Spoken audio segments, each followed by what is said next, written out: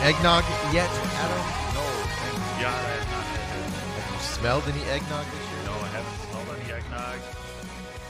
The interns have an eggnog party, though, right? Jeez. A tasting that you're going to next week? I'm reevaluating the intern status as it's hard to fire people when they're free, though. You know what I mean? No, it's very difficult. Eggnog. I just brought that up because I read a story earlier about how eggnog sales are through the roof. What? I know, and Disturb people. It's because they're flavored now. Ew. Dude, it's like vodka, right? Or whiskey. Like nobody liked Jack Daniel's whiskey. Yeah, like people liked it, but a lot of people didn't like Jack Daniel's whiskey, and now that it's in honey flavor and strawberry flavor, you like you got all the girls and everybody are like, oh, I gotta get some Jack Daniels strawberry. All the different flavors of vodka. Have you ever had birthday cake vodka? No, it's actually pretty good. No, because I'm a man, Adam. I'm a man. Yeah. Oh, well, whatever. If you don't like good things, I don't know what to tell you. I can't help you. Eggnog is not one of those good things, though. So the other article I read, interesting enough, was how eggnog is the candy corn of Christmas. I thought that would be like fruitcake. Oh no, I think it was a good fruitcake. People just don't like fruitcake because it's hard, right? It's not because it doesn't taste bad. I've never had it, so I'm not really saying I'm lining up to try it I think, either. At least my interpretation of fruitcake is that people don't like it because it's a hard thing. You can just pass it around to people and knock people out with it or whatever. I never really get the taste side of it, but candy corn and eggnog, it's all about the taste, right? Yeah, and the taste is gross. Disgusting. Terrible, I tell you. So we had some big developments over the weekend, Adam. Yes, a lot of big stories happened. Lots of money exchanging hands. Yeah, well, yeah. But you could say that also for the college football playoffs. Anything to do with college sports, you could say that there's money exchanged in one form or another. Best transition ever right there. Yes. So the Final Four came out last Sunday morning after all the championship games happened. Number 1, LSU. Number 2, Ohio State. Number 3, Clemson. Number 4, Oklahoma. What are your thoughts on the rankings, final ranking? The 4 teams were pretty much a given after Utah lost, I think. So what do you think about the order? It's pretty much where I thought it would be. Clemson has a little bit of a room to still be complaining a little bit. I think after they went undefeated and didn't lose any, but they didn't play anyone either. So it's one of those, like, they started off the season at number 1. They feel that they should have been number 1 at the end of the season. They played number 24 Virginia, man, and beat them by 700 points or whatever it ended up being. Yeah. I mean, I predicted it. I put it out on the Facebook page of the Main Event Podcast that LSU was going to be 1, 2 Ohio State. And it's funny because the amount of Ohio State fans that just threw baby fits, including a lot of my friends, that they were number 2. And I asked the question, are Ohio State fans afraid to play Clemson? That's why they wanted the 1 seed. I don't think Ohio State should be afraid to play anybody. I mean, they're just their offense is just so strong. They can put up points on just about anyone, I think. But, I mean, if you'd rather face Clemson or Oklahoma, who'd you rather face? Yeah, that's true.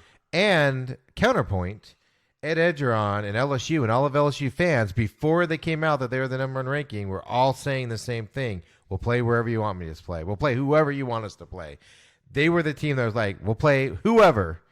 Put whoever in front of us, we're going to show up and play. Ohio State fans and team was not doing that. They were like, we're the number 1 seed. We have to be the number 1 seed. We must be the number 1 seed. And then they got the 2 seed. It was, this is rigged. They're out to get us. Blah, blah, blah. Because Ohio State knows that they're going to lose to Clemson is what I'm getting at. Because I know they're losing to Clemson. And they know they're losing to Clemson. Don't you think? A little early to whatever. To draw that line. Oh, no, I totally so we got LSU, Oklahoma in the Peach Bowl in Atlanta. I think they play on the 30th this year. I was trying to look that up because it used to be. Remember, it used to be New Year's Eve, and it was annoying. And then you've got Ohio State and Clemson in the Fiesta Bowl out here in our neck of the woods. So the thing about this is so LSU gets to play their first game in Atlanta, home game. Right. Then when they win that, they get to play in the national championship game in the Mercedes Dome in New Orleans, home game. So if you are a Louisiana State fan and you want to go to those games, good luck finding a cheap ticket. Yeah, That's what I'm getting Those at. tickets are going to be pricey. Right? So a couple people on the Facebook commented LSU that Josh Simpson thinks LSU versus Clemson is going to be the national title game with LSU as champ. That's hard not to argue. I mean, I agree with that actually. It's probably the safe bet. Safe one, right? Yeah, I mean, if Oklahoma defeats LSU, that's a monumental upset, right? Like upset of all.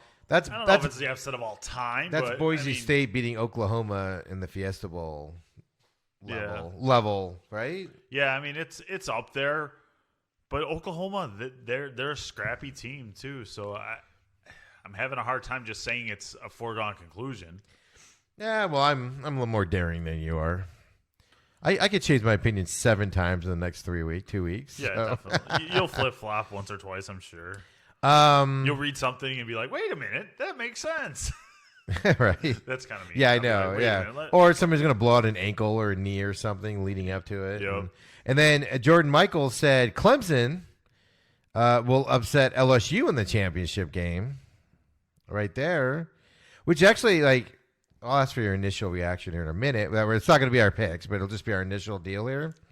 But then Ryan Mulligan said on there, do you think Clemson pulls a 2015 Florida State? Year after Florida State won the national championship game, came back undefeated, ranked number 3, and got blown out in the semifinal. It's hard to, man. There's so many ways that, like, I'm not really ready to lock down my predictions on what's going to happen. No, I'm not asking you to do that, but I'm just saying. I can see all these options happening in one form or another. Yeah, I mean that's a nice thing to think about, but I think the difference between Florida State that year and Clemson this year is you haven't spoken of Clemson all year. When Clemson gets spoken of, it's an afterthought, right? So, I mean, Dabo Swinney is all over the news talking about how nobody's giving him a chance and blah, blah, blah. And nobody's spoken about Clemson. Everybody's saying how bad their schedule was. Everybody's saying it's the same team as last year. Their experience, they're the only team in this playoff that has any experience in the playoff, which is a big deal.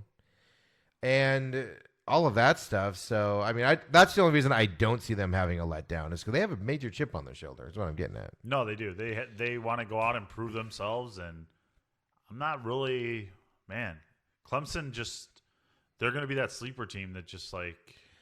That's the thing. They're going to be the sleeper team that isn't a sleeper team. Right. So, like, if Clemson, I'm just throwing out scenarios. So, if Clemson goes through and beats Ohio State and then beats LSU, right, and wins it all, everybody's going to be like, oh, you totally saw this coming. They're Clemson. They won the last 2. They've been in the game, right? They can't help that the ACC was down last year. And then if they lose in any of these rounds, it's going to be, Clemson didn't play anybody. And it's probably overrated. what we expected, right? So they shouldn't even been in. They're the one team where it's like, they shouldn't even been there if they lose, and they're the greatest team in ever if they go through. So that's what I'm finding funny about this whole scenario and situation on that side is just okay, well, this is actually what could happen and everything, but so I mean, just initial reactions. We're not going to hold you to this, Adam, or anything. What do you think of it? Is going to play out at some point? I mean, like for the championship game, just initial thoughts. We'll pick our games obviously when it gets closer to it, but just your initial reaction, like who's going to win between those matchups? Yeah, I'd probably go the safe route with LSU and Clemson. I'm writing this down, by the way. Yeah, no, you're not allowed to write this down. I have I feel the right to change my mind and to go with an upset. I'm just not really to get trashed for 3 weeks going to the upset. No. So I'm going to go with I'm going to stay the course and I'm just like I said, go that way. But I really want to get behind one of these upset teams. I really want to get behind either Oklahoma or Clemson. Okay, so like I said, this is just initial reactions. My initial reaction, LSU Clemson. I'll even go so far as say my initial reaction is LSU's going to beat Clemson in the championship game because it's a home game. Like if you just look at just the basic setups, that's what I could see happening, right? Just right now, without delving into stats, numbers, practice the next 3 weeks we're going to read about, all that stuff. Like that's just my initial reaction on there. But I mean, so let's flip it around then. It's if you were going to pick an upset, quote unquote upset, we'll call Clemson over LSU an upset because of the rankings. Like what team would you get behind right now without any other thing on top job? Just initially, if you looked at that and said there's going to be an upset, where would it be? I'd like to see Oklahoma. That's the upset I'd like to see. Oklahoma over LSU? Yeah, I'd like to see that. And do you think they'd go any farther against Ohio State or Clemson? No, I think that would be like their one and done. Like they'd just be so high from that, and then right. be just like, then the next game would just be like a letdown. But I'd like to get behind one. Like I'd like to get behind Oklahoma. I don't see Iowa State winning the championship, and I just would like to get behind Oklahoma at this point. Because I just got to sell myself on it somehow. I have to listen to JR's podcast and get behind Oklahoma somehow. Right. Well, here's the thing I didn't think of. Right. I was thinking, how great would a Jalen Hurts versus Alabama storyline be? Like if that was to happen in the playoffs. And I think it was Ryan Mallett on our Facebook, or Mulligan on our Facebook page brought up that there's a Hurts LSU. There's a Hurts LSU storyline because SEC. Right. And then there's a Hurts Clemson storyline. Yeah. Last 2 years. So, yeah, I think if Oklahoma gets through that first game, I think the Hurts LSU storyline's kind of weak. Just it's an SEC thing. But if he got through there and faced Clemson in that title game, what a story that would be, right? Yeah, I mean, you'd have that would be, those headlines would write themselves. Right? And I think that'd be pretty spectacular. So I agree with you. Just a personal story, like just to be able to do that from, what was he, 17 when he did that? You know, I mean, remember he went in when he came in? He went in like the third quarter or whatever, right. and came in and basically dominated the rest of the game. And then the next year, successful year, got to the championship again. And didn't he go 1-1 again? Or did they end up going 1-1 against him, or did they lose them both? No, I think they went 1-1. Yeah, I always forget because they played each other so much.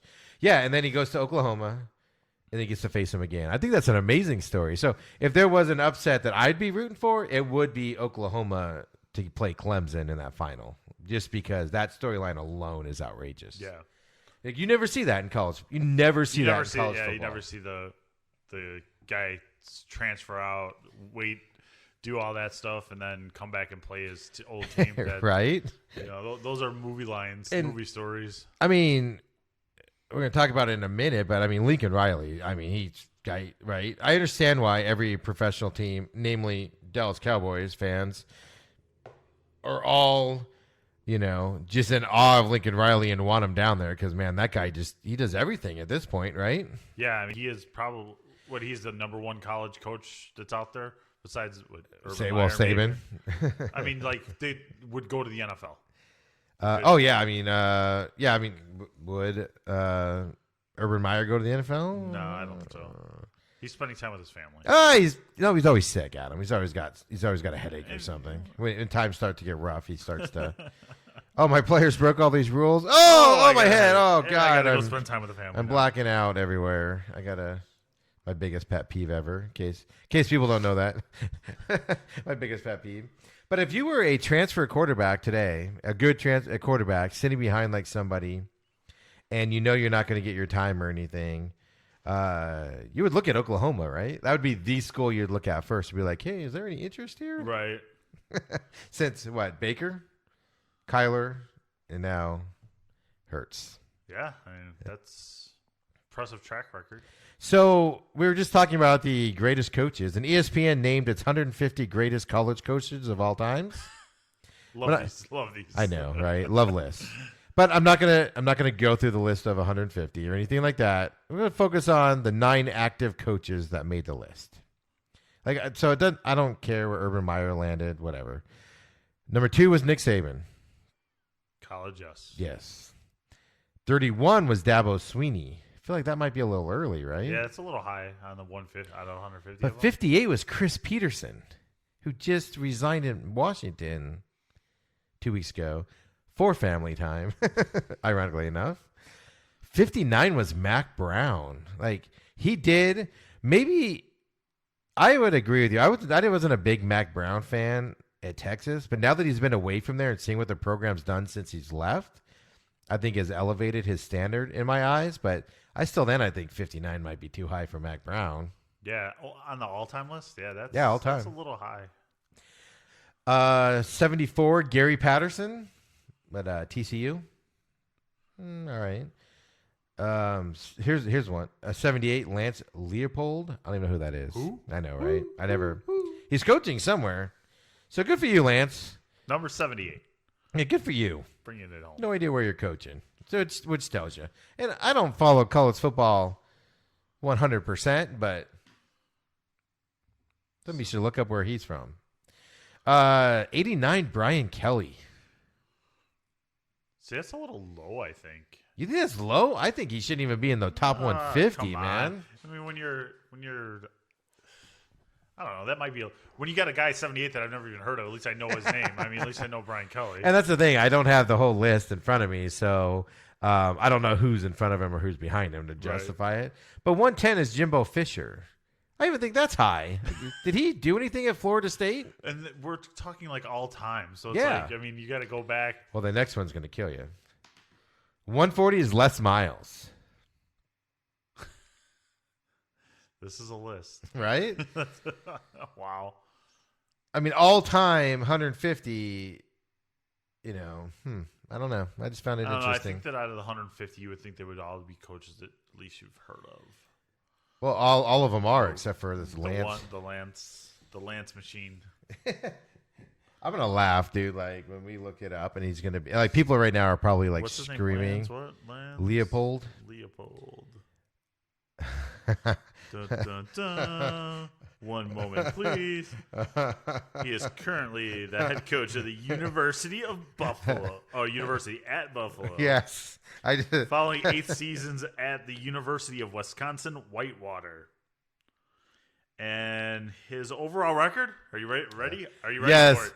30-32. How does that put you number 78? You're not even 500. Okay, I think we just We're just moving on. yeah, I think we just figured out why lists suck is what we just figured out, Adam. Like what?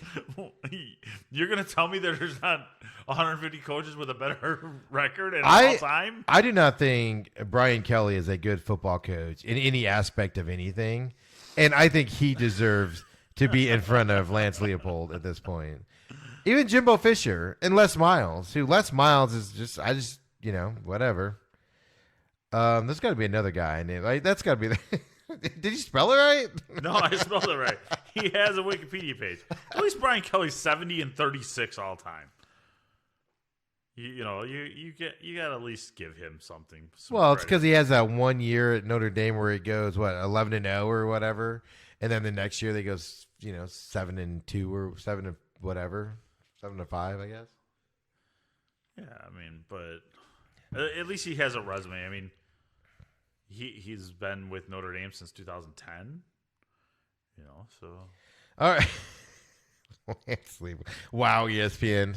Thank you, the 4-letter network. We appreciate the 4-letter network is making the podcast great again. one bad coach at a time. Like I knew. I'm not even gonna say bad coach. Just one average coach. Yeah, right. And I mean, the reason why the list even caught my eye was just because Nick Saban, number 2 of all time, type of a thing. It's like, okay, sure. I totally get that. But then I started going farther down and was like, oh my God, Les Miles is on. Oh my God. Just coaches that are they're good. They're better than average. They're better than good. But they're not. I don't think of them as like, oh. But I guess 150 is a big number. Let's just put it that way. Yeah, you're going for a stretch there, aren't you? You start getting. It's like bowl games, right? Once you get to the 70th bowl game, you're starting to stretch. You can throw in there, which brings me up to my thing. We're going to be discussing the bowl games next week. We will not be breaking down every bowl game for you guys because the first bowl game starts December 20th. It is the Bahamas Bowl, and best game of the year, I think. Buffalo versus Charlotte. Woo! So next I'm week, going with Charlotte right now. Yeah, right. I know nothing about it, but I'm putting it on Charlotte. Buffalo Bulls. But at least they get to go to Bahamas, right? Yeah, well, that's the thing for a week. It'd be funny. It's like the Bahama Bowl from Detroit. Right. Oh, yeah, it's brought to you by Bahama Mama. It's Bahama Bucks Bowl, and I get all excited to go to the Bahamas, and yeah, you end up in Detroit or Michigan or someplace. So we'll break down next week because we have a little time averages. People find out our best bowls, stuff like that. However, to more college football news is coaches move around. A lot of coaching movements going on. We're going to touch on a couple here. Did you see? This is why the SEC is absurd, Adam. Did you see a coach signs a contract, shows up, gets off the plane, and people are handing him babies to kiss and everything? Holy mother of God, that happens nowhere else in the country but SEC country. And I'm referring to Lane Kiffin going to the Old Miss. What are they, the Rebels? Is that the Rebels? Yeah, I believe they are the Rebels. Are they? I gotta look. I don't want to go out on a limb there, but it sounds right. Well, I did it. You did it. Attention to Steve. It is. It's got to be right. Lane Kiffin. As soon as I pull it up. So Lane Kiffin, thank you for back in the SEC, left Florida Atlantic or FAI or FIA or whatever school he was at. Goes back to the SEC, and now all these things. Paul Feinbaum, after he signs, is saying that he's going to be the first Nick Saban disciple that'll be able to beat him. All these news stories are coming out that he's going after Alabama assistants to sign there. All these news stories everywhere saying that Lane Kiffin he's back just for revenge against him getting fired before that big bowl game where that, quite frankly, Lane Kiffin cost Alabama a championship when he started looking at working for Florida Atlantic instead of Alabama and ended up getting fired. And all these stories are out there because if there is nothing but drama around Lane Kiffin, the world doesn't go right. Yeah, but you know what? He's back. And I think that it's good for Ole Miss, though. I mean, you can't argue with his record that he gets the best out of his players. Oh, does he? I think so. For a year before he quits. Well, I mean, for 2 years before he gets fired for being an asshat. Which point do the players stop listening to him when they get drafted? When he gets fired? Old Miss players don't get drafted. Yeah, maybe they will now. The last one. Eli was the last one. They can't be that bad. I'm sure there's defensive linemen or something. There's in some there, offensive linemen that are good, So, I mean, if anything, he's going to bring the drama. The question I got is he still going to be Twitter trolling everybody like he did, these last couple years? And, I mean, Lane Kiffin's 44 years old. Lane Kiffin is a couple years older than me. And that dude has had more high-profile jobs than some guys that are in their 70s. He doesn't stick around. Oftentimes, he leaves in turmoil and headaches. I don't think he's that good of a coach, but whatever. He wasn't a good NFL coach, that's for sure. He's living off his dad's. His dad was Monty was a great defensive coordinator in the NFL for hundreds of years. I say that because he's older, but on there. Other just notable news here. FAU replaces Kiffin with Willie Taggart from Florida State. I think that's a pretty good hire because he brings that Oregon offense into Florida Atlantic. He could cause some damage there at Florida Atlantic.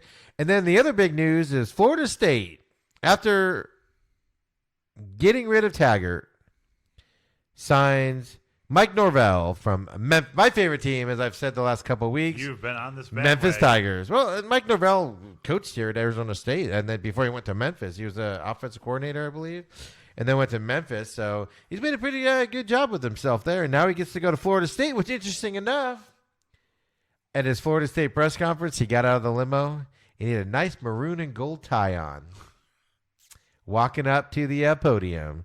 So a lot of people are commenting that it's probably the only tie he owns, and it's probably his tie from when he was at Arizona State. Had to wear a tie here because he walked out. I mean, Florida State has a maroon and gold, type thing, but it was definitely not Florida State colors, that tie. He was like, "What's the closest tie we got to Florida State colors?" Oh, this old ASU one. Which, interesting enough, ASU plays Florida State in the Sun Bowl here in a couple weeks on December 31st. So look at all the tie-ins right there. I just did. You got it all. I you just looped played it all together. I just played the 6 degrees of Separation. college football right There you go. Steve's new game coming to you weekly.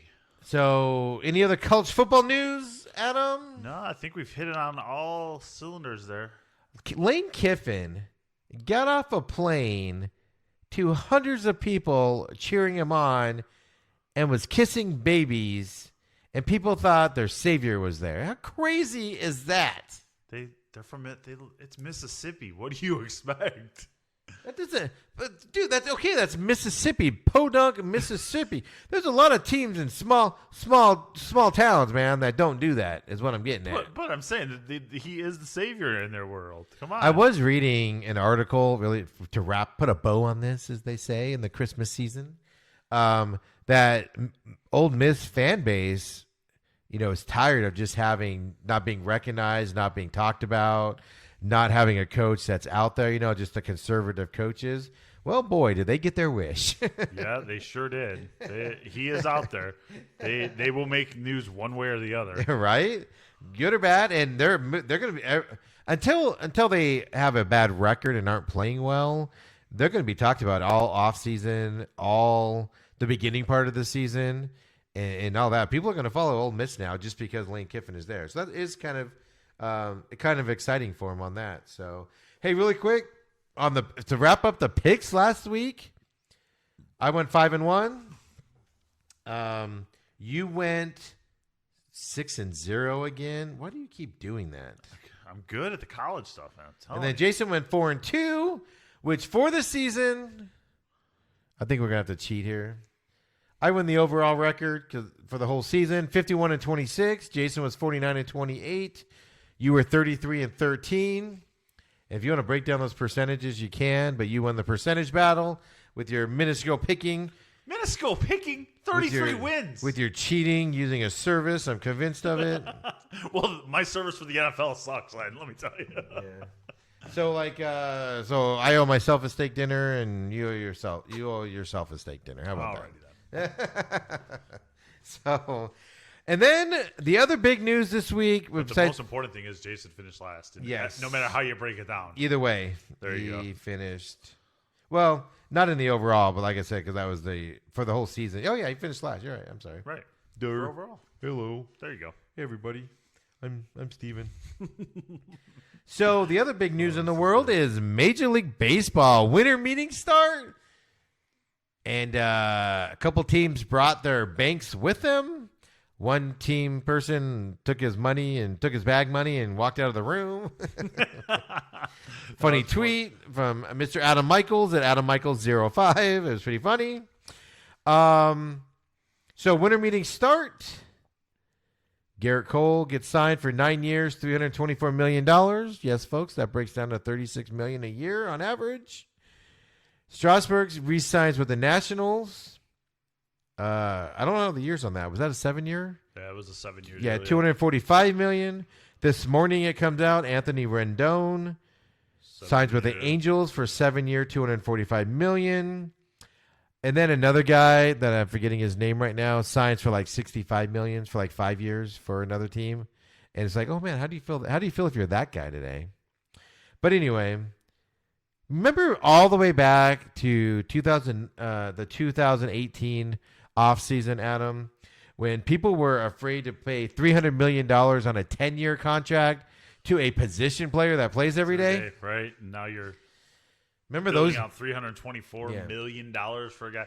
Did you see like the individual stat breakdown of like what he gets paid per inning, per pitch? It's it's $1 like million. $9,000 per pitch or something like that. It's $1 million per game. And that's assuming he pitches a normal 30 games. So then if God forbid he goes on the injured list, that number shoots way up. Jesus. So, but yeah, just remember the dark days of yesteryear to last off season, the dark days of last off season where it was like, do we pay an everyday guy $300 million over 10 years?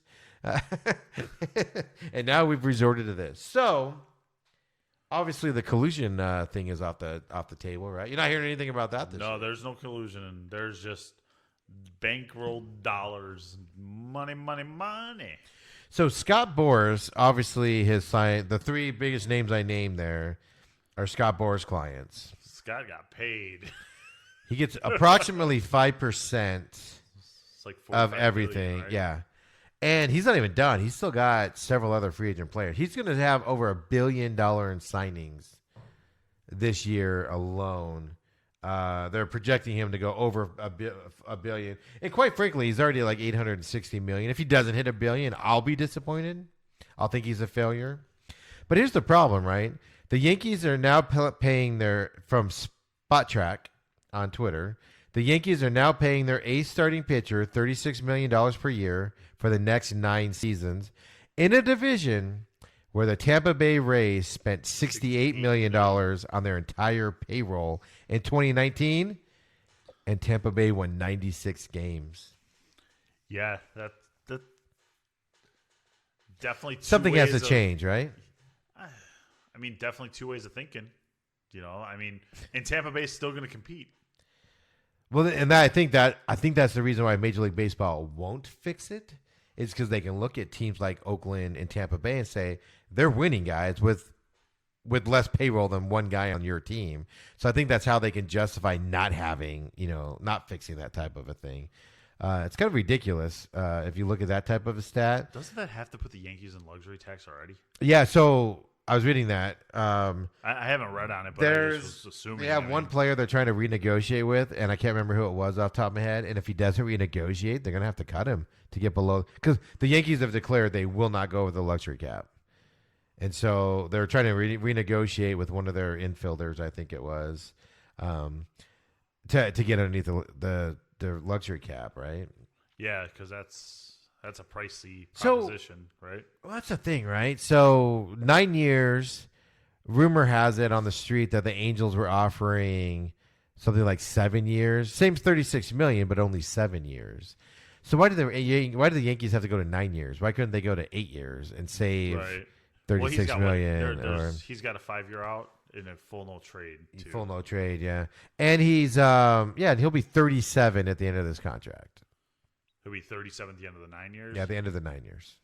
I think he opts out after 5 anyway and gets another payday, right? It depends where the money's Depending on what at. the market's at and what he's done. If baseball all of a sudden starts tanking and starting pitchers are only getting $30 million, you're not opting out of that. Right. You know? Yeah, we'll be interested. Here's the other thing. From a sport that claims... Don't get me... I mean, we weren't going to talk about it, but the Diamondbacks are in the running for Baumgartner. And... You know, Diamondbacks are one of those teams that claims that they're poor and they can't afford to pay people. And that's why they got rid of what's his name to the Astros. And now they're in the market for Baumgartner, who says he wants $30 million a year, right?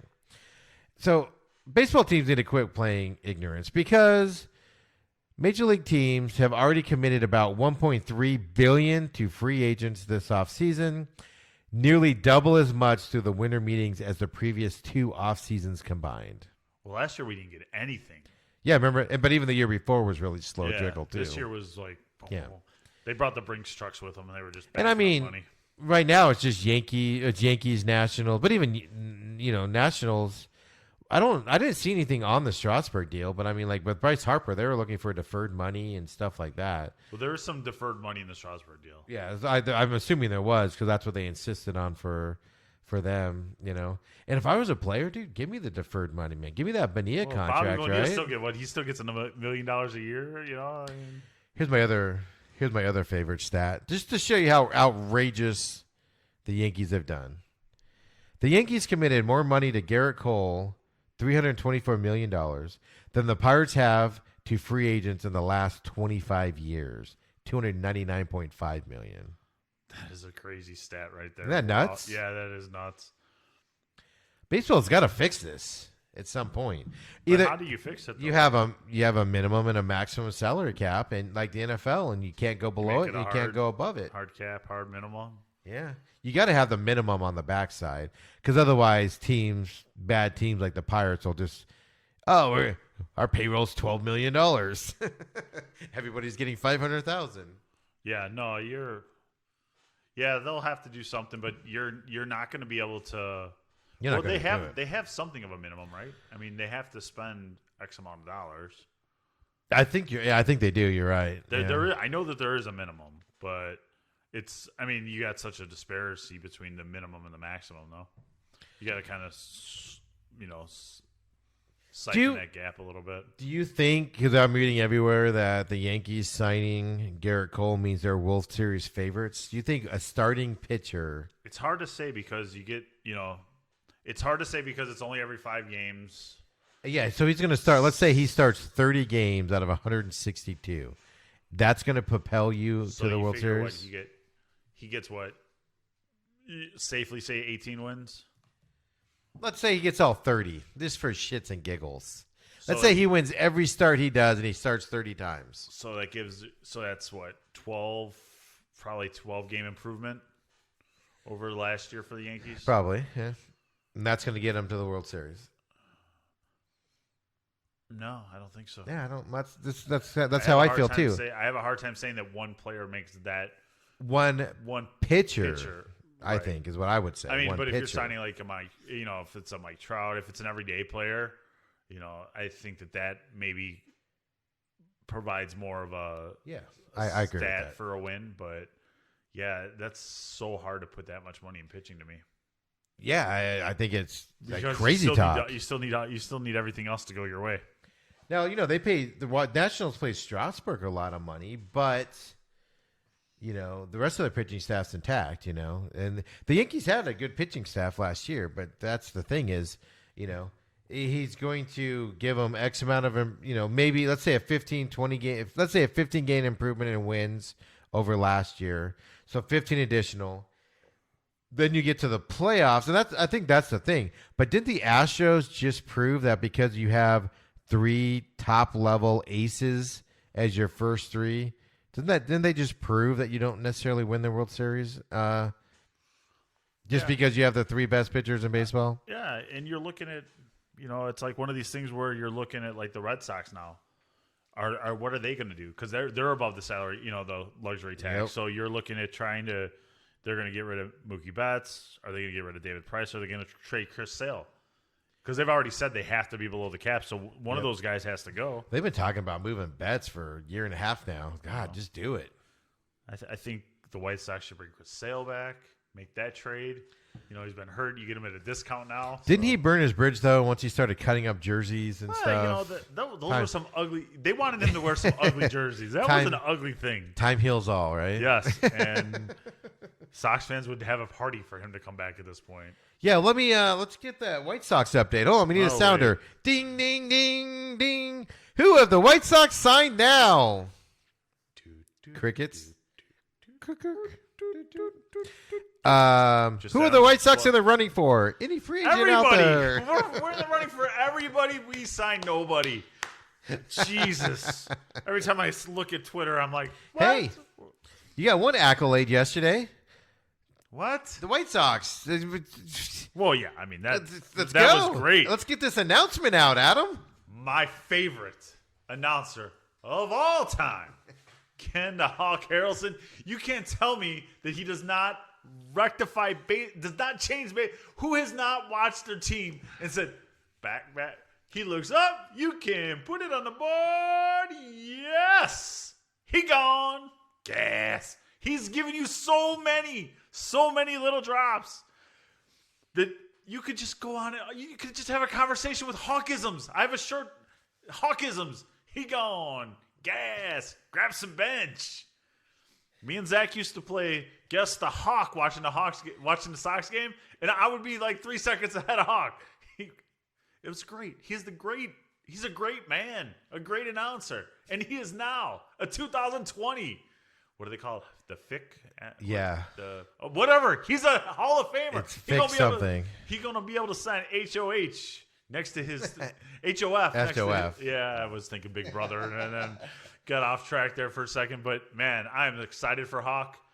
Eric, on 1580, you are wrong. Keep your bias to yourself. And Bear Down Steve and everybody. Yes, let Hawk celebrate his Hawkisms. Well, you know why he gets crapped on, right? It's because he's on the Sox, and they've been awful for years. Then 2005 happened, and they were great, and then they were awful again. So of course, all the Cubs fans are gonna crap on him, right? Well, one of the best things, I look at it as fun, like just to show how much of a homer he is. Just like Todd Frazier was playing third base, took a line drive to like the face or something like that. Hawk left the booth, told Steve Stone to take over. He gonna go check on Todd. He comes up a half inning later. He said Todd's gonna be okay. Well, that's what I was gonna comment. I obviously don't follow him as much as you did, growing up in Chicago there and living in Chicago for all those years. But my favorite thing about him is like when he gets mad, man. Like it is great. Come on, what announcer today? Tell me an announcer today that would take Joe West to the woodshed on a daily. Like, Joe could not have done a damn thing wrong, but I'm going to tell you, damn it, Joe West. Yeah, no, I mean, I think another ump that he just ripped apart. I can't remember his name right now. There's just so many great moments, but like Hawk would get mad during a game, and you wouldn't even hear Hawk broadcast. It would be quiet. He would just stop talking. All of a sudden, it'd be like this. It'd be like, and we'll be back. I think it's great because that's the thing. Nobody else does that. Personality. He brought more to the. He'd tell you a story like watching White Sox baseball can be painful. Okay, I'm not even gonna lie. Except for 05. Well, because God bless 05. But like it can be painful, and Hawk always brought something to the table. You know, he'd tell you a Yat story. And he tell you about in my 54 years in baseball and what like the man's a legend. How long's he been the White Sox guy now? 36 years on this tenure. Yeah, because he was before that too. But this last ride was 36 years. Yeah, so I mean he outlasts, quote unquote the greats of the Chicago Cubs, which. I mean, there was a discussion on Twitter that I got involved in yesterday that you were having with some people. My notifications are crazy. I'm like, what did I do? And because you said all time, and then I can name a bunch of guys all time but you have to separate generations when you get into announcers like that because you're right. The old guys like Hawk, are a different breed. They don't announce. Like Joe Buck does not announce like those older guys do. You know what? But Joe Buck isn't. Hawk Harrelson was paid to be a Chicago White Sox. Well, you got that too. You know what? So the whole argument goes out the window. He wasn't. Joe Buck is a St. Louis Cardinals paid guy too. Don't forget that. Well, right. And listen to a Cardinals game, and but he's not. It's not like that. It's a different generation too. Yeah, that's what I'm saying. You have to separate generations. But the whole Homer talk drives me insane because you know what? He's paid by the White Sox, and he's supposed to be. It's Harry Carey was the biggest homer on the planet. And all the Cubs fans think he's the greatest thing ever. Well, they should go back and listen to him, some of his stuff with the White Sox and the Cardinals too, because he was a homer for those teams too. Right. But I'm just talking about in terms of calling the game, man. Like guys like him are just not around anymore. They don't paint the picture. They tell you things that you want to know. Whereas Hawk will just be like, look, this guy went out and drank too much last night, came out to the ballpark today, and he's sucking up a storm. God dang it. Damn it, drink on the day off. And there was a conversation on Twitter last night where a guy here in Phoenix for the Diamondbacks bashed a player for not giving effort, and he had to get on the air and apologize the next day because the Diamondbacks are like, you're going to apologize or else. And that's the difference between today's generations and those older guys is the older guys will just call like it is, give you the entertainment, and today's guys are just corporate shields for – nothing ever bad happens, right? Right. Yeah. A guy takes a ball off his forehead because he's picking dandelions in the outfield. Takes a ball off his forehead, and then it's like, oh, he at least tried, everybody, right? Hey, good for him. Give Good him for the effort. participation award. Yeah, hey, he can come back out tomorrow and try harder. And you're like, why don't you just say what it is, man? The guy's not paying attention. So anyway, good. You get that off your chest. Yeah, I feel better now. I was sitting I was at the Fanatic yesterday in the back and just yelling at my phone and telling Eric I hate him. And every break I'd go in there and Jeffrey told me to calm down. And that's behind the scenes at 1580. He's all, man, no, quit fighting. Quit trying to fight over this. Ridiculous. I could have went postal. Well, to put a quote unquote bow on baseball here, Adam, White Sox aren't signing anybody. Come on now. So, Major League Baseball is coming up. Big times here. See who else signs. But NFL is winding down. What was it, 3 weeks to go? Yep. Starting to lose track at this point. 3 weeks to go until wild card weekend. Or it's a 4-week, technically, to wild card weekend, I guess. Sure. Whatever. Sure. So Bears won't be there, so whatever. Just another disappointment. Well, we're going to talk about that in a minute. Hold on. Don't get ahead. I figured we'd start with some decent / maybe depressing news, depending how you look at it here. On that side, and I'm pulling up my football stuff, so I'm stalling. Yeah, we need some music and stuff. Gotta get through all my baseball garbage. But did you see the NFL announce their salary cap projection for next year? No, I did not see that yet. Isn't it ridiculous how they can do that prediction? This far ahead? Yeah. December 12th. So baseball, obviously, we just talked about, is in this huge, I guess, money upstream and everything. Well, the NFL informed clubs yesterday that projections for the 2020 salary cap are in the range of $196.8 million to $201.2 million. A lot of money for a salary cap, right? Yeah, it's a 40% increase from 5 years ago in the 2015 season. Now, do you think this is something that they're bringing it up, they're bringing the salary cap up because of the impending CBA ending there? Right. What the salary cap moving up like this means is that, quarterbacks are going to get their huge payday. A couple guys are going to get huge paydays, right? Because you can afford it now on there. And then you'll be able to sign more money to free agents. So, yeah, exactly. That's the conspiracy theory, right? Is CBA is coming up. Let's give the players a ton of money. And then we can take it away. But it's a projection. It's a mandated CBA amount of the total revenues, I think is what it is. So that's how they can estimate it out before.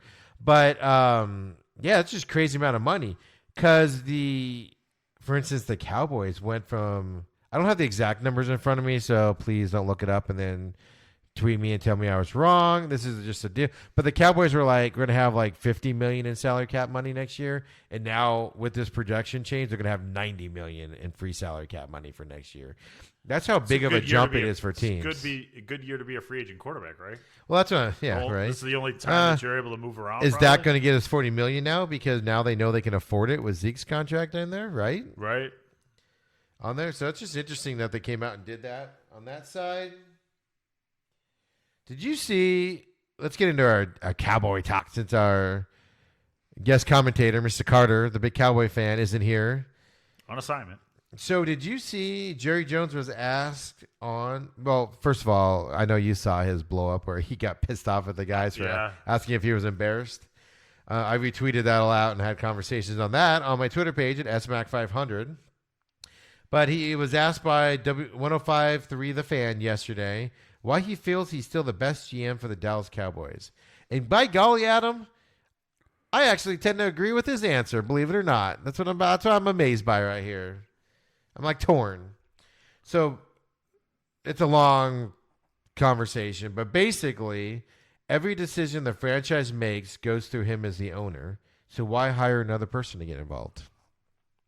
The person's just going to have to go to him anyway. Right. He's still the final say on. That's a pretty damn good point, right? Yeah. He's basically going to have a yes man in there. So why waste salary to go to that person? But I will say the argument that I would have against that would be sometimes it's good to have another voice besides the one in your head or the six in your head. Yeah, but you know what? Someone or the like seven in your head.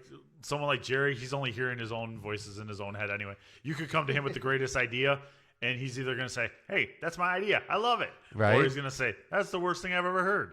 Right. And that's the downside on it is sometimes it's nice to not have somebody walk in and say, hey, our inside linebackers are struggling. We can get this guy for this amount. I think we should make this move or whatever on that side. So that's the other side of it. But I got to admit, that's why I wanted to bring it up is Jerry Jones made a point that I was like, hey. Something you couldn't argue with. Right?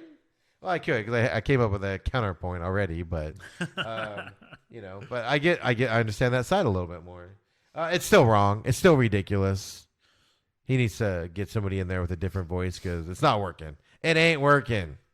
So I was scrolling on the old internet there, and Vic Fangio comes out today and says that he believes the NFL should get rid of all divisions and go with the top 6 teams in each conference to make the playoffs. That's like the NBA or the NBA talk right now, about reseeding and all that stuff. So, yeah, and you know where that's coming from? It's coming from the NFC East because Seattle or the Rams or Seattle or the Niners are going to have to go to either Philadelphia or Dallas to play their first round game with 11 wins. If there was no NFC East, the Bears' playoff chances would be a lot better at this point too. So wait, because I read the headline this morning, I didn't click on it because clickbait, whatever. So he's saying the top 6 teams, period. Top 6. To avoid this problem, which is going to happen this year, where there's going to be an 8-8 team hosting a 12-4 team, you're going to get the 6 best teams in each conference, and the division always flows. Yeah, I don't like that. There has to be a benefit to winning your conference, your division. So even though Seattle one year won their division at 7-9, right, and then they beat the Saints, who had a 10+ winning season in Seattle that year. So you have to have a benefit for winning your. You don't get it. Dallas, even if they're 6-8 and win their division, which is possible still, they deserve the right. They get rewarded for winning their division. That's the problem with it. Is you have to reward people for winning. Yeah, I just it's one of those things that it's never gonna. I don't think it'll ever change though. So it's kind of just a wasted idea, but in a perfect world. It's like that NBA one. Yeah, no, you're right. Just interesting that a head coach would actually just come out and say it like that. And what head coach is he? What coaching thing is he with? He's with Denver. Oh. Does that help his playoff standings? No, they're still out. That's my point. Is why is he even talking right now? How about go solve your quarterback problem there, Vic? They may not have as big as quarterback problems as you think they have now. You think Locke's the boy? You're locking it in? I'm not. You're ready quote unquote locking it in. I'm not ready to lock it in. I did not do that on purpose. But it'll work out. Well, somebody that might have a quarterback issue coming up is Kansas City Chiefs. Patrick Mahomes has a hand issue. It did come out today that he can't grip the football. And they had to change plays at the end of that Patriots Chiefs game because he couldn't grip a football in that game. So they had to change plays for him last week. So it's something to watch this week. You think Mahomes is all right? Yeah, I think he'll be all right. He's a tough player too, so I think that he'll be all right. So, well, you got to be able to grip a football if you're a quarterback. Yeah, but it wouldn't surprise me if Mahomes just goes out and throws left-handed the whole game. 60-yard bombs, left-handed. What if that just light the internet off? That'd be great. But speaking of Patrick Mahomes and the Chiefs, ironically enough, and the Broncos coaching genius playoff scenario is the 5-8 Broncos are going to play the Chiefs this weekend. So congratulations. Good luck. That is not one of our picks this week, the 5 we do on here. So, right? Broncos have no chance. No way. All right. Yeah, we're Nope. on the same page on that one. So now it is time for the everyone's- Chicago Bears update by Adam Michaels, Chicago Bears diehard. How you feeling about the Bears these days? Too little, too late. That's what I feel about the Bears. You guys are never happy. And the Never Rams- happy. Well, because we're not making a playoff. We were Super Bowl bound in July in training camp, and now we're golf course bound in January. Everybody's Super Bowl bound in July. What are you talking Arizona about? was never Super Bowl bound. No. Come on. Good point. The Bears were Super Bowl bound. They were the unclaimed champions, and now they're just going home because nobody can help. No one could help us last week, and nobody's gonna help us this week. Yeah, but they looked pretty dang good the other night. And yeah, so basically they're 7-6 now. The Rams beat Seattle on Monday night, which hurt their. What? How did that happen? I know, right? Jesus. And so, but the problem is, regardless, they have to pass the Rams obviously to get in the first place on the wild card. But the bigger problem is Vikings won, so they're 9-4, so they're 2 games back of just their division. Unfortunately, you're right. It's a little too late. But see, and I brought this question up to you where we were watching the Bears game when I said this, right? Is why all of a sudden in these last few weeks has all these play callings changed? They're rolling Mitch Trubisky out more. They're actually doing like design plays. They're doing things to help Mitch. Yeah, and they're helping out their players to be successful. Even on defense, they're helping their defensive guys out to get one-on-one matchups, stuff like that. Why does it take all season of everybody complaining and whining and complaining about the team to all of a sudden wake up and go, oh, hey, let's start doing stuff to help everybody out? Yeah, it's one of these things that's hard to say. I mean, I've definitely seen a difference in the play calling. Absolutely. But you're also playing the success have been against subpar teams.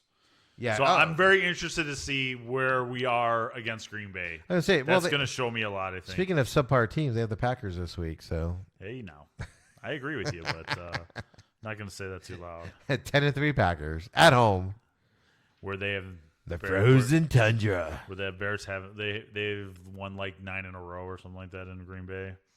It's the first noon kickoff in like 10 games though since in Green Bay. Oh my God! They did it any later, people would die. I have no idea what the temperature is going to be.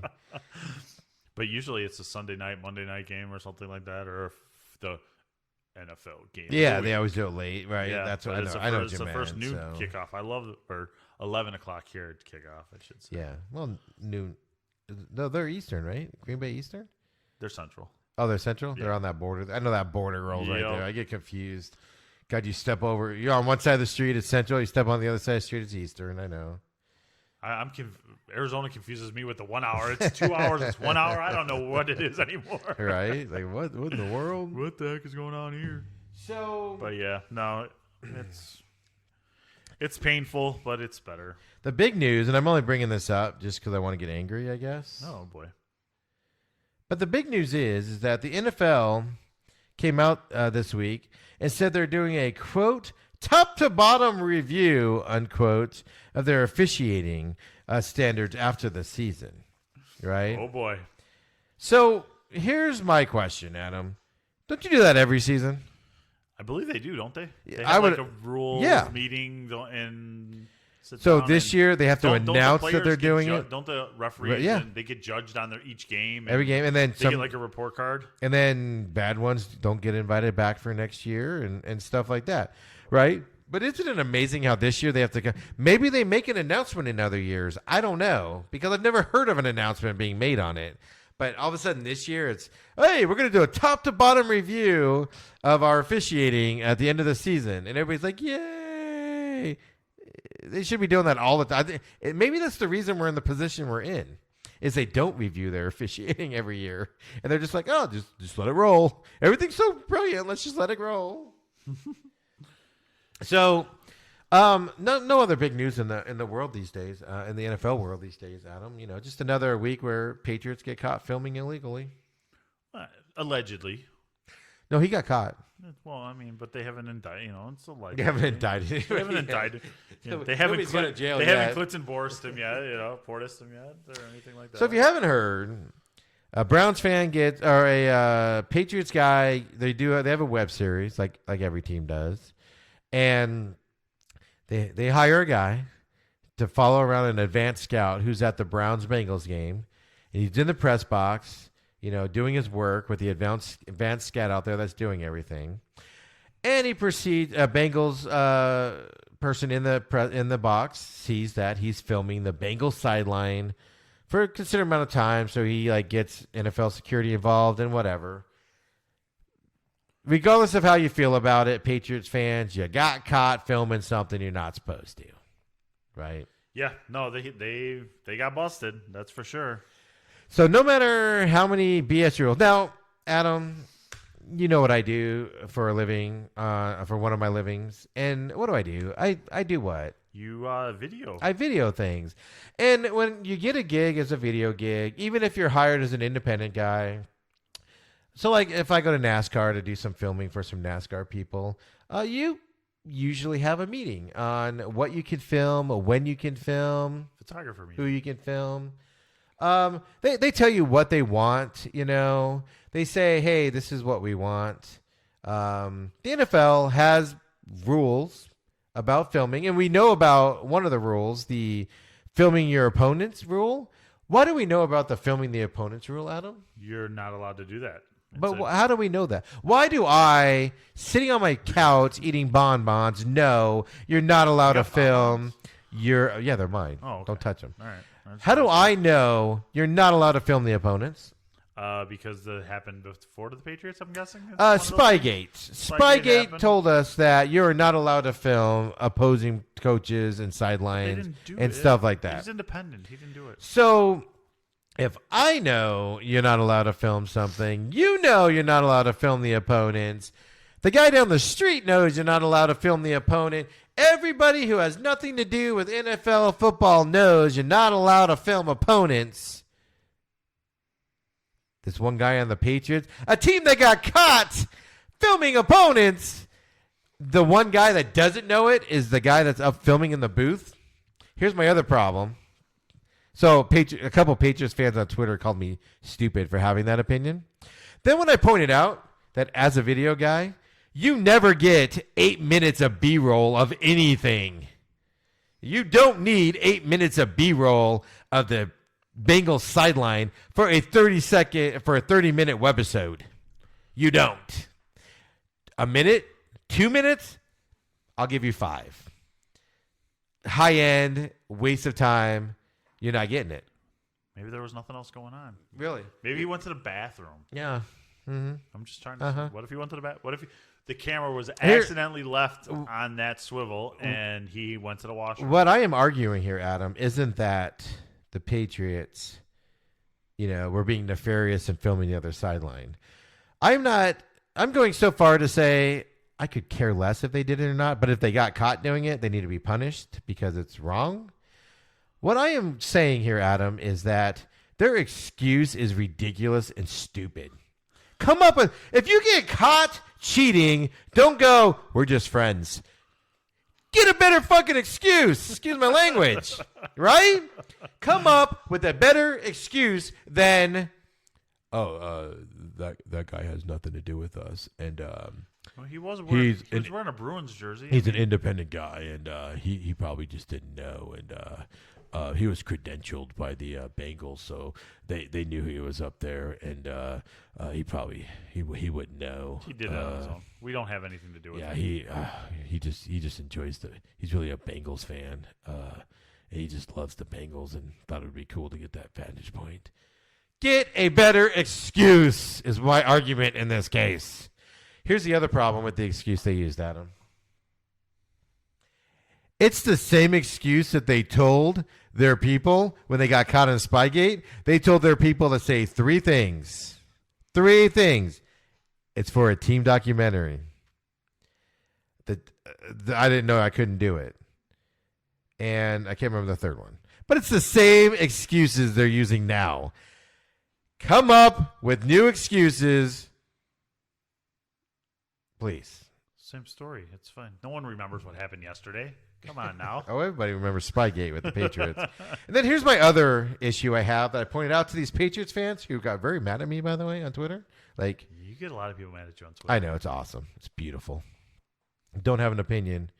Don't go against Patriots fans on Twitter because your world will end. Like they will call you names you've never heard before.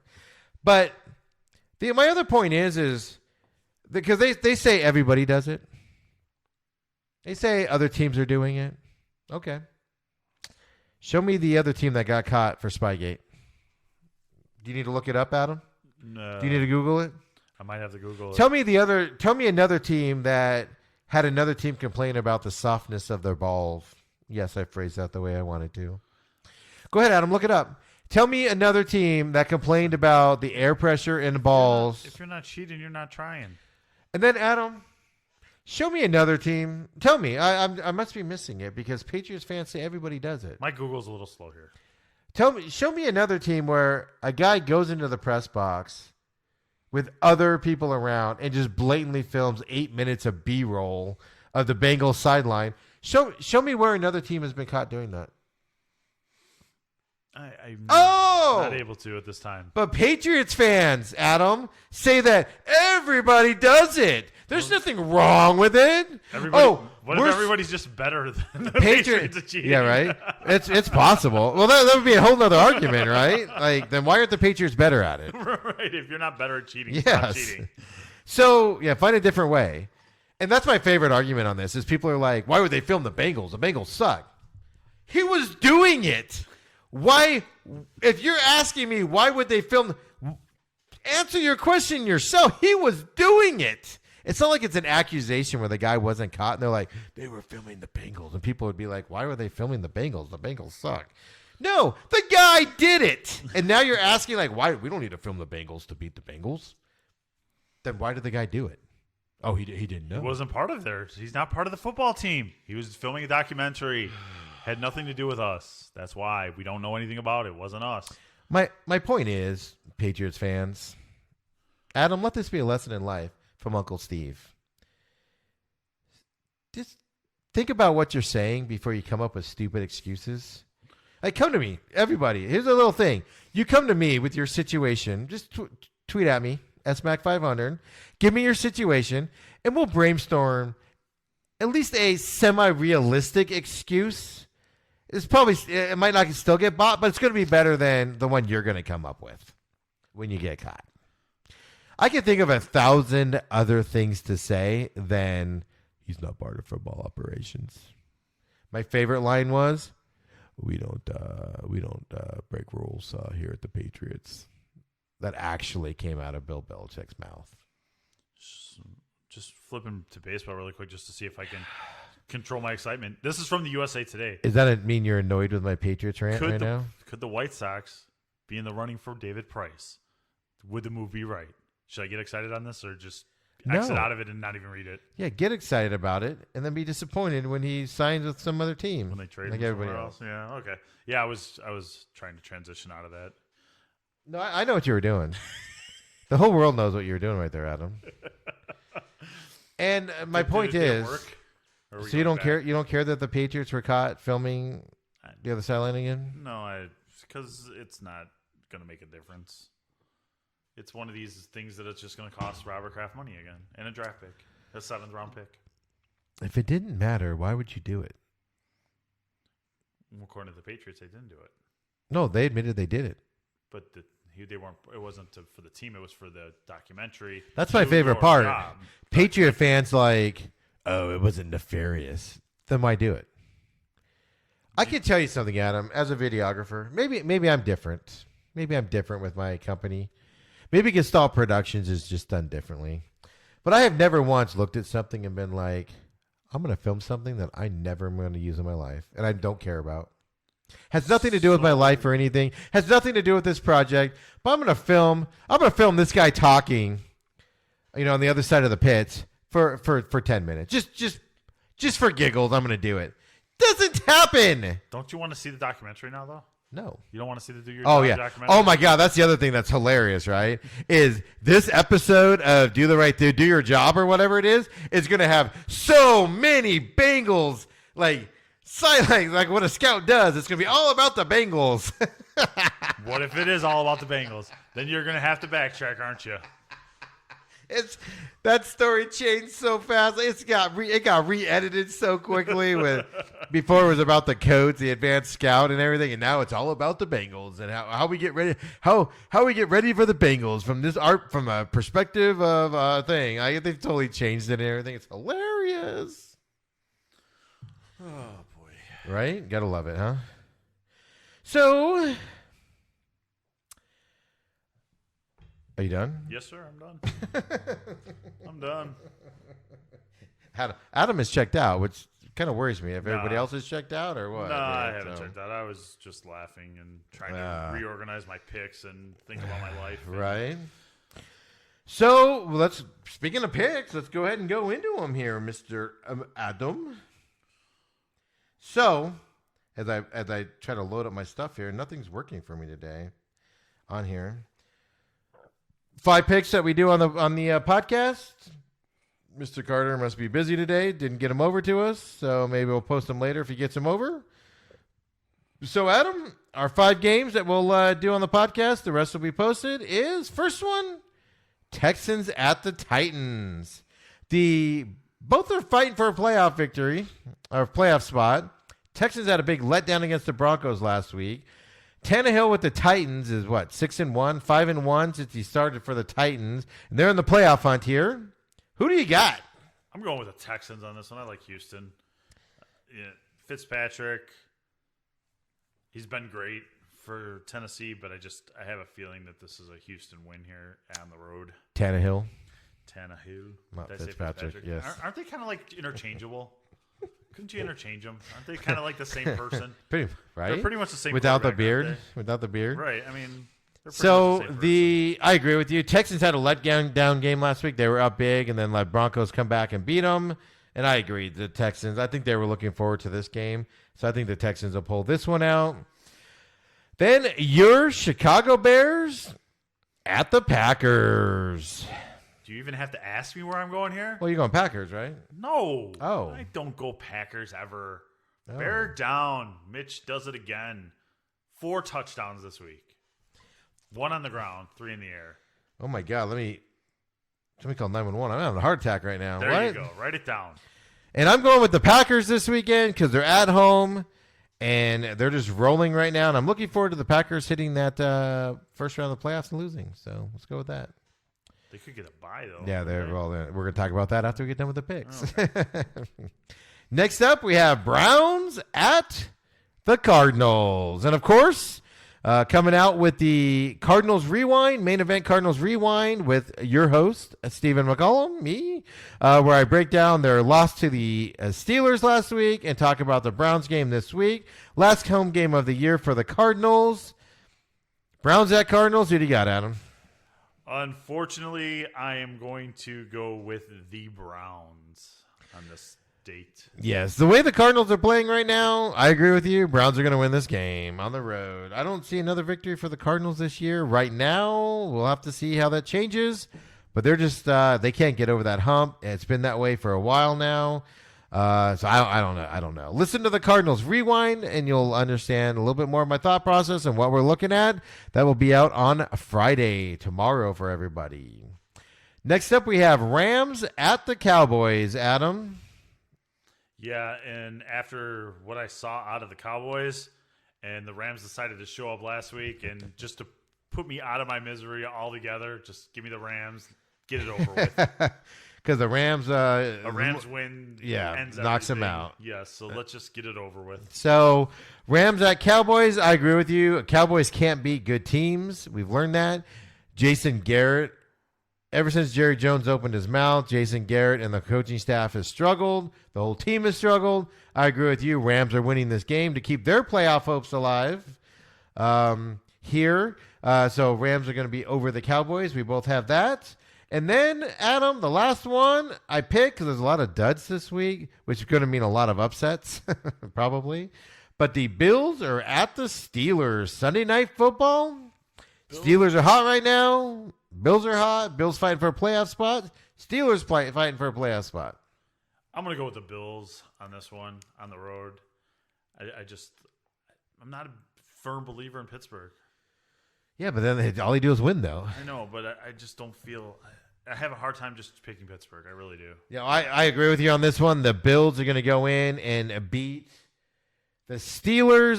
The Steelers have had a couple of bad teams that they played, including the Cardinals. Last couple of weeks, they've been able to get victories, not necessarily commanding victories. They're Delvin Hodges or whatever the quarterback name is, Duck, is not playing that well. Bills defense is outstanding when they want to be. I think it's going to set up for the Bills to win this, and their playoff hunt will continue. Because right now, if the season ended right now, Adam. So, of course, I'm sorry, really quick. All the picks we'll post them on the Facebook page, Main Event Podcast, and then, of course, these 5 on here. Writing down the season here for a steak dinner between whoever wins on here. So, whatever on that fun stuff. So, if the playoff ended today, or if the season ended today, the Bills are in there, and they are currently Be a rematch, wouldn't it? Wild card round against the Steelers. Yes, the 6th seed. To the Bills are the 5th seed. So, at 9-4, and then Steelers are 8-6. So, that's the other thing. Playoff implications there, right? So, does whoever wins this weekend have an advantage for the playoff round if it continues this way? Well, yeah. I mean, they definitely would have an advantage going into it. I mean, it's hard to beat a team twice in a year, let alone 3 times, right? That's what you hear. yeah, that's what you always hear. That's You what they always hear say. the third time, yeah. So right now, if the season ended in the AFC, Ravens have the 1 seed at 11-2. Patriots have the 2 seed at 10-3. Chiefs have the 3rd seed at 9-4. And those Ravens and Chiefs have already clinched. Patriots still have to get another victory. The Titans are the 4 seed. Again, Bills 5th seed, Steelers 6th seed. Titans are right outside there. Like I said, Steelers are 8-5. They win the tiebreaker over the Titans because Titans are 8-5. So it's a big game for the Titans this weekend also that we both picked against them and the Texans on there. So then, of course, the Browns would be next in line at 6-7. So basically they're out of it. Browns are done. I don't even know why they list them here because it's over. Well, yeah. Because they're not winning their division. 11-2 Ravens, and they're not, getting a wild card at 6-7. So whatever. I mean, the Steelers at 8-5, but whatever. I digress. So right now, if the Steelers, Bills, Chiefs, Texans, that Chiefs Texans game for a first round game is pretty impressive, right? No, it would be an interesting, definitely an interesting matchup in the first round in the wild card matchup there. Right. And then on the NFC side, a little bit more clear. You have the 49ers right now as the 1 seed after they beat the Saints last weekend and the Seahawks lost to the Rams. Packers are the 2nd seed right now at 10-3. The Saints are the 3rd seed at 10-3. The Saints are the only one that has clinched in the NFC. Cowboys are the 4th seed at 6-7. How sad is that? And then the Vikings at 9-4 are the 6th seed, and the Seattle Seahawks are the 5th seed at 10-3. So that's the thing that I wanted to focus on here is so Niners and Packers are division leaders right now, right? Yes. Literally right at their heels, 9-4 Vikings and the 10-3 Seahawks are right behind them on that side. I mean, that's pretty impressive how close even the wild cards are here in the NFC. Yeah, it's and considering that they're in the same divisions and there's a lot of continuity here for sure. I think it just stacks to how good the NFC is on its top level on that side. Because even then, I mean, who's in waiting is the Rams at 8-5, the Bears at 7-6. Then you got the Eagles at 6-7. But everybody is in a thing. And now we have 3 weeks left, so these obviously things can change here. But I mean, Vikings Seahawks first round wild card is pretty intriguing to me. 2 good offenses, 2 good defenses against each other. Saints Cowboys, no interest in. I'm assuming a huge blowout there. But so both sides have great wild card weekends right now. And the sad thing is that we're going to lose a good team in the first round of the playoffs if it continues this way. Like a really good team that could go far. Yeah, no, you're going to see there's going to be the playoff matchups in the NFC are going to be great. I mean, you're going to lose either right if it ends right now. Now, granted, it can change, but you're either going to lose the Vikings or Seahawks in the first round. Both of them you could see going far in the playoffs, right? And then you can lose in the AFC the Chiefs or the Texans, who are both could see going far in the playoffs. So, gosh, you know what? I guess you can even say Steelers and Bills. You could see Bills. I could see going farther than the Steelers. But you have the potential to lose some really good teams in that first round, and usually in the first round you have a team like the Cowboys this year where they're not very good. So if you lose them in the first round, you're like, yeah, whatever. The crappy part is, I catch my language there, is usually the NFL puts like the better viewing teams on, which of course would be the Cowboys that weekend. So we're gonna get the Cowboys in prime time on Saturday night in that first round of the playoffs. And everyone will be checking out by the end. Yeah, of the and first quarter. you'll have Chiefs Texans at the first game. Right. The better game in the morning. It's gonna be ridiculous. So, Adam, where can everybody reach you at? At Adam Michaels 05. We're gonna hang on to the 05 for quite a while, I think. Yeah, hang on, stick to it. You can get me, of course, at SMAC500.